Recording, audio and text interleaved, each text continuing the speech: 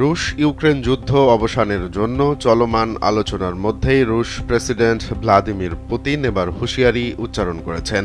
তিনি ইউক্রেনের পূর্বাঞ্চলীয় ডনবাস অঞ্চল থেকে ইউক্রেনকে তাদের সেনা প্রত্যাহারের আহ্বান জানিয়েছেন, আর সেটি করা না হলে তিনি অঞ্চলটি দখলের হুমকি দিয়েছেন।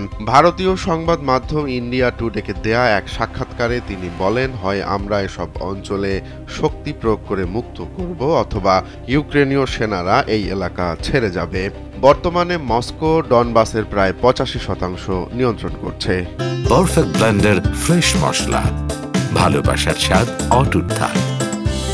ইউক্রেনের প্রেসিডেন্ট ভলোদিমির জেলেনস্কি অবশ্য যে কোনো ধরনের অঞ্চল হস্তান্তরের সম্ভাবনা সরাসরি নাকচ করে দিয়েছেন।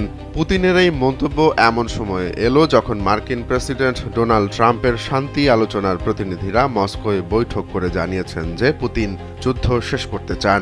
তবে ট্রাম্পের এই শান্তি পরিকল্পনার কিছু অংশে রাশিয়ার আপত্তি আছে বলে পুতিন জানিয়েছেন। তিনি বলেন, কয়েকটি বিষয়ে আলোচনা সম্ভব, তবে অন্যগুলোতে আমরা সম্মত নই।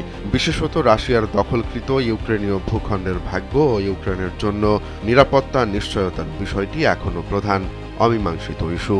এদিকে ইউরোপীয় মিত্রদের জন্য এই মার্কিন শান্তি আলোচনা নিয়ে উদ্বেগ দেখা দিয়েছে। জার্মানির ডার স্পিগেল ম্যাগাজিনের ফাঁস হওয়া এক প্রতিবেদন অনুযায়ী ফরাসি প্রেসিডেন্ট ইমানুয়েল ম্যাক্রো আশঙ্কা প্রকাশ করে বলেছেন যে নিরাপত্তা নিশ্চয়তা ছাড়া এই অঞ্চল ইস্যুতে যুক্তরাষ্ট্র হয়তো ইউক্রেনের সঙ্গে বিশ্বাসঘাতকতা করবে। জার্মান চ্যান্সেলর ফ্রিডরিখ মের্জেও জেলেনস্কিকে অত্যন্ত সতর্ক থাকার পরামর্শ দিয়েছেন। তারা মনে করছেন এই আলোচনায় রাশিয়া সময় নষ্ট করছে এবং আরও ভূখণ্ড দখলের চেষ্টা করছে। ইউক্রেনও যে কোনো চুক্তিতে শক্তিশালী নিরাপত্তা গ্যারান্টির উপর জোর দিচ্ছে।